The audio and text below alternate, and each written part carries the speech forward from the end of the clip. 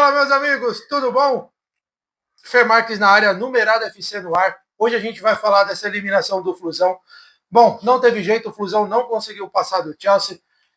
Eu tô vendo já um monte de opinião na internet aí falando que no final essa campanha do Flusão não valeu de nada, que era para ter sido goleado, enfim. E um monte de coisa que para mim é só opinião rasa e que acredito que a verdade é muito mais do que isso, tá? Eu acho que teve uma diferença de postura, uma diferença de mentalidade e uma diferença técnica muito grande nesse jogo entre Chelsea e Flusão. Tá bom? Vamos conferir como foi essa eliminação. Confere sua inscrição, vê se você já está inscrito aqui no canal e roda a vinheta.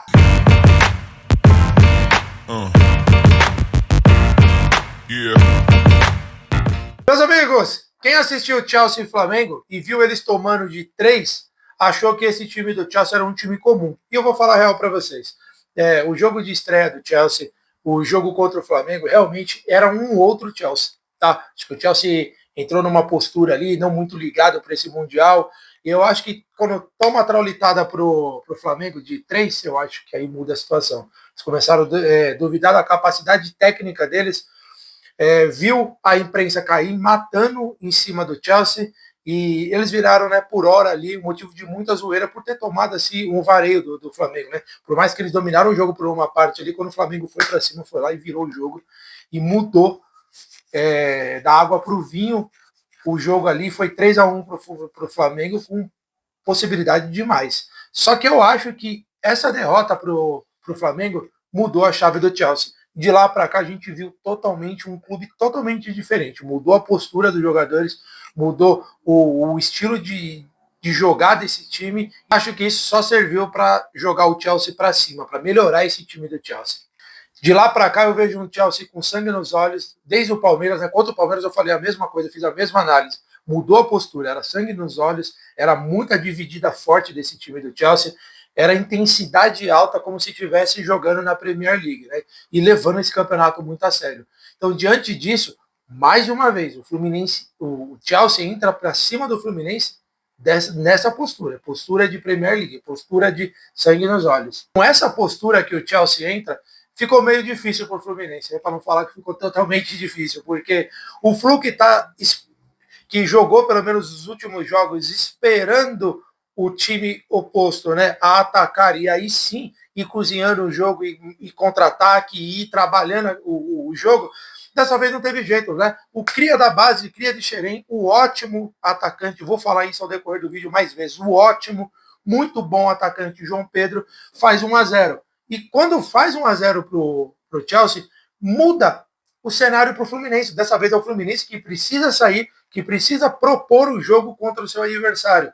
Coisa que ele não tinha feito ainda nesse Mundial. Ou pelo menos se fez contra aquele time lá da Coreia, se não estou enganado, enfim, o time lá da Hyundai. Então, você entende que é uma valência diferente dos adversários que o Flu pegou até agora e dessa vez ter que propor o jogo? Teve muita dificuldade o Fluminense.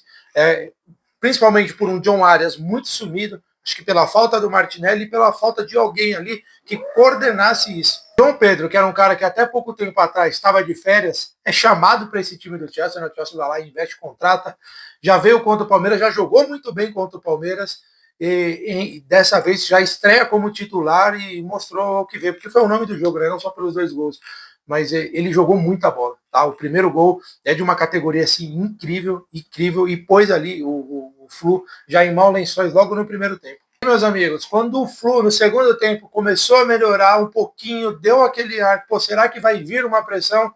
Que nada, logo no começo, segundo tempo, né? Não deu nem tempo de o Fluminense já esboçar essa reação. Quando ele estava parecendo que ia encaixar uma melhora e ir para cima desse Chelsea, de novo, o João Pedro, num contra-ataque, né? O Fluminense se jogou ao ataque, no contra-ataque, o João Pedro chama a responsa, vai para cima do Ignacio lá e faz um puta de um golaço. O segundo é um golaço de, vou te falar, de centroavante com raiva, tá? Por mais que ele não tenha comemorado ali, em respeito ao Flusão, mas que baita golaço do João Pedro. Pô, ele corta para dentro ali, mas dá um canudo forte, a bola bate. Sabe quando você enche o botão de chutar no FIFA? Foi isso que ele fez, deu uma bela paulada. Cara, e ali, de verdade, os 2-0 pro Chelsea já pôs números finais da partida. Você não vê o Fluminense criando em nenhum momento. O Fluminense com muita dificuldade de criar. Não é por conta disso que eu falei, a falta ali do meio campo mais cerebral, talvez o John Arias muito sumido, Martinelli longe, não estando no jogo, faltou alguém ali para coordenar isso, né? E aí fica uma diferença muito grande entre os times, né? Pô, 2-0, né? Uma diferença colossal entre os times, porque o Flu ele é obrigado a ir para cima e você vê o Chelsea ali meio que coordenando as ações. Quando eu quero, eu aperto, quando eu não quero, eu seguro um pouco aqui. Foi muito isso ali depois dos 2-0. Algo que a gente precisa pontuar aqui, tá? E com todo respeito aos jogadores do Fluminense. Mas quando o Fluminense precisou mexer, ele tira o Cano, né, que já não está mais naquela mega fase, e bota o Everaldo, né, bota o Keno, com todo respeito. O Chelsea ele foi lá e simplesmente pegou o destaque da Premier League, um dos melhores atacantes que tinha, pagou milhões para ele. Ele veio e fez a diferença hoje. Foi lá e decidiu o jogo. Já tinha jogado muito bem com o Palmeiras, já ia fazer a diferença do Palmeiras. No segundo jogo dele pelo Chelsea, estreia como titular e faz 2 golaços, coloca o Chelsea na final do Mundial de Clubes. Tem hora que não tem como a gente não falar de investimento, tá? A gente está tratando de... Olha o nível dos jogadores que eu falei, com todo respeito aos jogadores do Flu, tá? Mas olha o nível que está aqui. E o outro nível a gente pegou uma estrela dos mais altos campeonatos do mundo e o Chelsea foi lá, pagou, trouxe o cara no meio da competição. Então isso também tem que ser levado em consideração, meus amigos.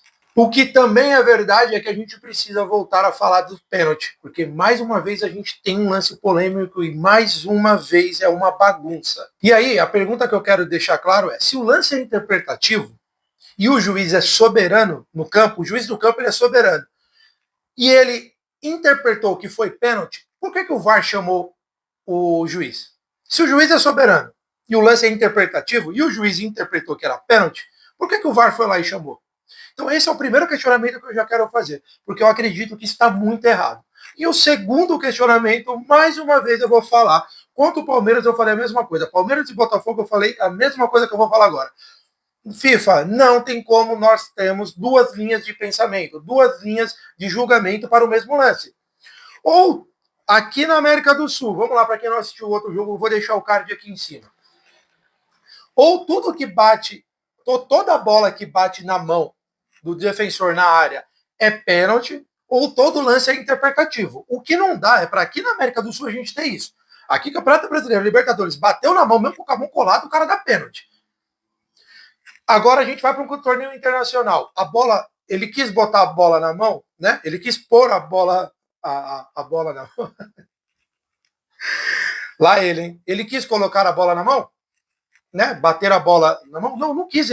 É claro que ele não quis. Só que ele colocou. Só que ele mudou a trajetória da bola.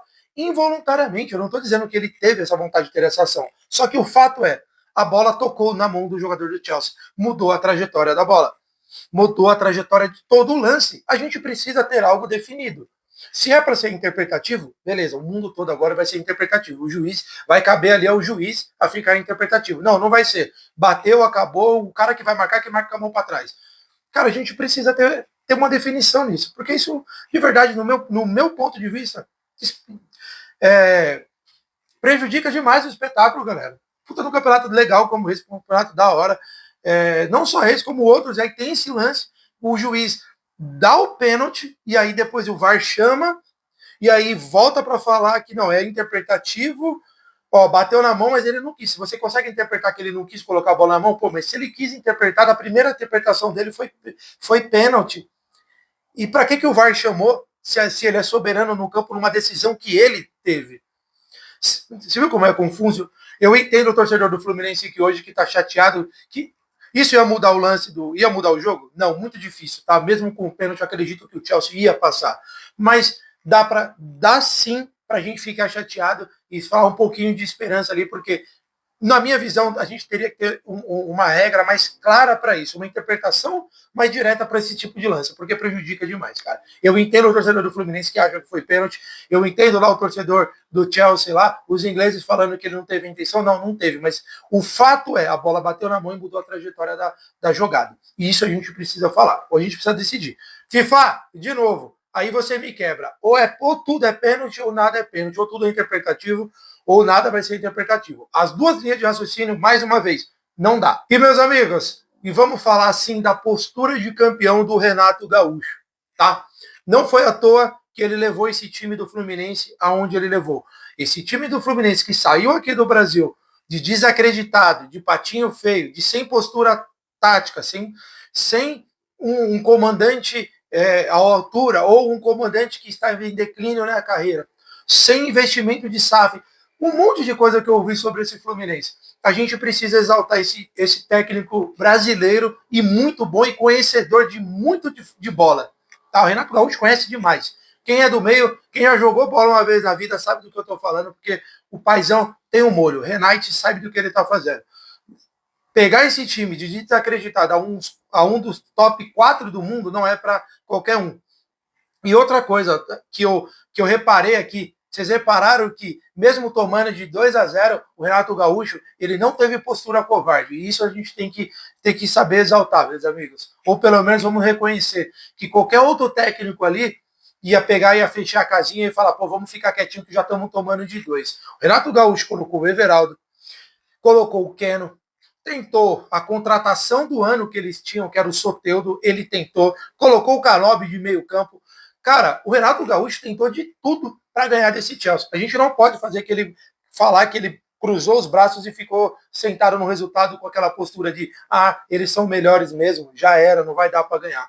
Não, cara, Renato Gaúcho teve uma postura de campeão. Caiu, mas caiu atirando, caiu indo para cima dos caras. Porque, vou te falar ali, se o Lima, colocou o Lima também, se acerta o Lima, na hora que ele tira um cara, se acerta uma bola ali, ou se o Everaldo, né, teve um contra-ataque que ele foi ali frente a frente com o goleirão, consegue ali acertar um 2-1, com certeza o jogo ia ser outra pegada, né? Finalzinho ali, o cara consegue uma bola, por de repente uma bola na área, e aí, buma meu boi, futebol, ia ser outra história, tá? Então, eu vou elogiar essa postura do Renato Gaúcho, que mesmo sabendo que do outro lado tinha uma máquina, tinha um novo time, tinha um novo Chelsea, foi para cima, morreu atirando, postura de campeão, é isso aí, não é à toa que o Flu chegou entre os 4 melhores times do mundo, tá?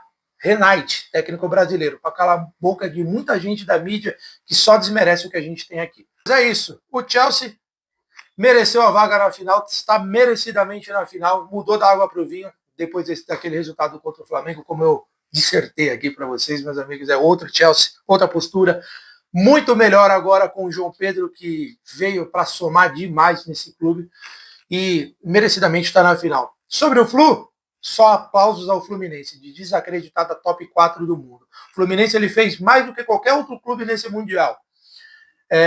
Por quê? Porque ele devolveu a esperança do torcedor brasileiro em sonhar com dias melhores. Eu não estou falando que nós já vamos ter dias melhores daqui para frente, que está tudo mudado. Não estou falando isso. Mas eu estou falando que o Fluminense e Renato Gaúcho deu o direito da gente pensar, da gente sonhar em dias melhores para o futebol brasileiro, tá bom? Nós chegamos entre os 4 melhores times do mundo, sem grandes investimentos, sem SAF, batemos em time milionário, botou na roda, vice-campeão da Champions League e o caramba. Então, o Fluminense sai gigante desse Mundial de Clubes. Sai muito, muito maior do que ele entrou, se era possível, porque o Fluminense é gigante. O futebol brasileiro é gigante. Certo, meus amigos? Antes de me despedir, quero deixar um abraço para o pessoal lá de São José dos Campos, que eu sei que me acompanha aqui. Fico muito feliz quando eu recebo esses comentários aí de todo o pessoal que me acompanha. Muito feliz. Confere a sua inscrição aqui, vê se você já está inscrito no canal, fortalece a gente com sua inscrição, com a sua cornetada, corneta aqui embaixo aqui, o que você acha que faltou para o meu Flusão, o que você acha que faltou para o Renato Gaúcho, e quem que vai ser campeão desse Mundial de Clubes. O Chelsea já está lá, será que vai ser PSG, será que vai ser Real Madrid? Amanhã a gente vai ter a resposta. Certo, meus amigos? Um abraço e até a próxima. Yeah.